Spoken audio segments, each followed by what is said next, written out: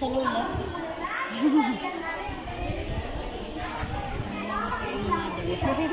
Wala siyang mamanahin sa akin, sayaw lang. Hindi kita yung mic, hindi makinig.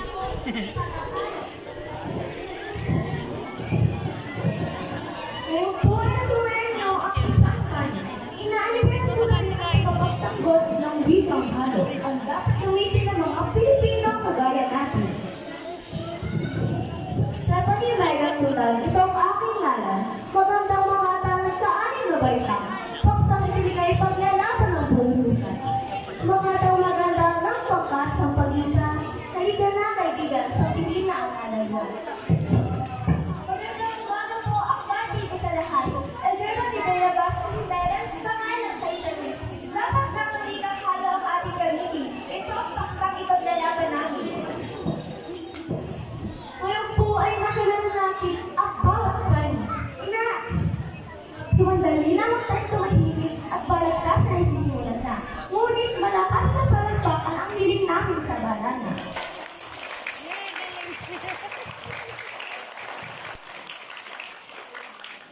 Ang pagsapay na palaan sa katulang pagkatalo, ano ba ang nangarapat kung puro wikang halo? Ang unang panig ay nagsasabing wikang puro, dapat gamitin, ipagtanggol, inatan at gawing puro. Samantalang ang pangalang panig ay malaang lang nagpahayag. Panghihiram ng salita, lubos siyang pumapayag. Kaya hala, mauna na ang panig ng sinusunod. Sigili siya, isimulan mo ang pahirang mo ipukol.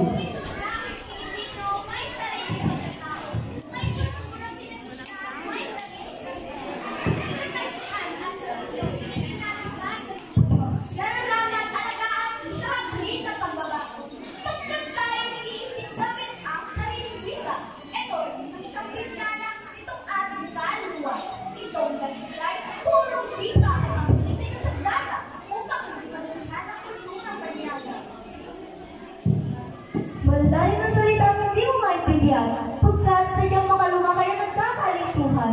Sa panahon ng internet, Counter-Strike at Webster, pwede maging practical at ang gamit ay forever. Subalit kung tulad mong lola kung mangusap, mas mainam pa ang kaan may kulisap. Hindi mo pipigilan sa salat ng wikang English. Wikang halo ay mahusay kahit pa nga ito'y taglis. Anong wika ang diwa kayo walang pag-ato? Kunin lang ako nag-ilan, kunin sa meeting. Anong wikang hinawakan ng mga kalunan? Salit na tuwari ng hirap sa ibo mo. Dahil sa Counter-Strike, sabi mo sa Webster, naubos na oras mo kunin kaya sa computer. Ano na ang sinasabi mo lang ito? Ito ba yan? Ito ay trasa pa. Wala na ang trasa. Kapag na po ako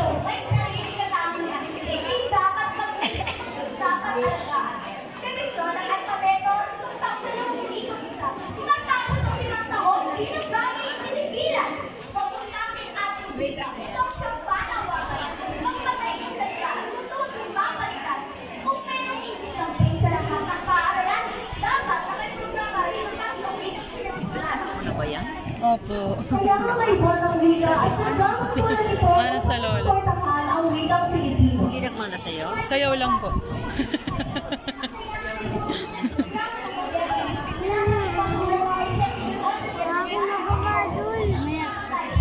Si Darrell.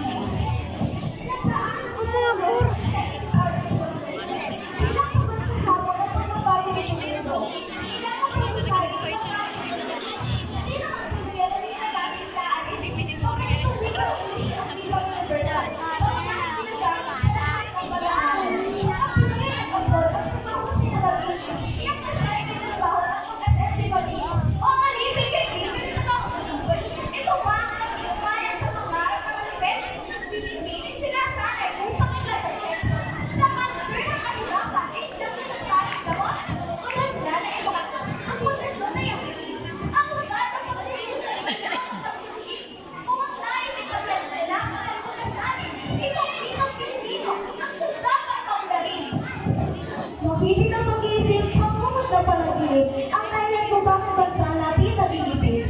Habang ang kuyarin hapon ay nagkanais mag-isip, pero naman ang tulad mo, nais mong paalis.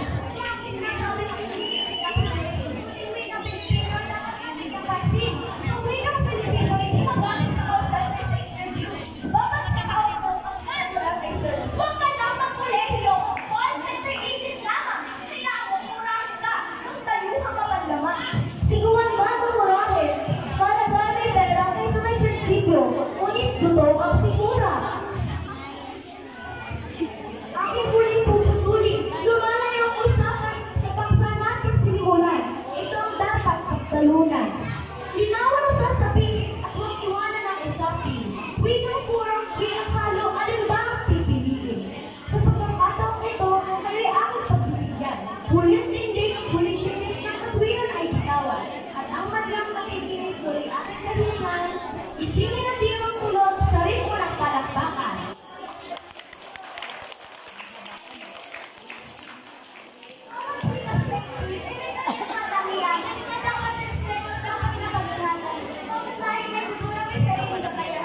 Yan po, kay Tita Dina po. No? Dina. Tapos manalo po yung tatay. Kamagana ang company na Maring Lean.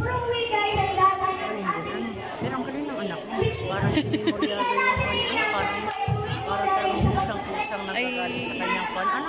Naglaban na diba ng declamation sa bayan? Kaya gayon. Sabi nga nung manok ako nito ay pati daw sa'yo.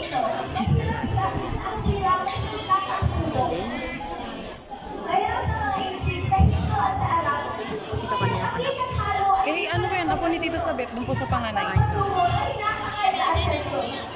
Tapos si Megan po. Kay Kuya JP. Magkakaroon sa pilihan ang palitan ng kapila. Panahon mga upang ngayon ng dalawa ay lahat.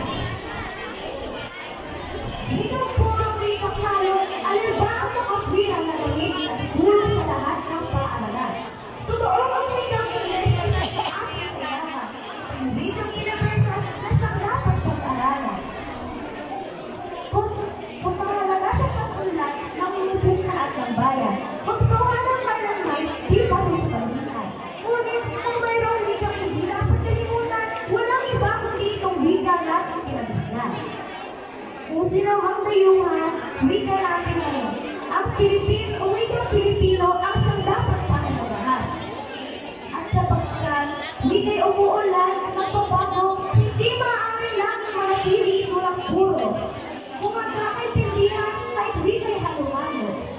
Ay pumuri natin ito ng pagyabang ng Pilipino. Kung salita'y teknik-konten, hindi dapat kapalitan.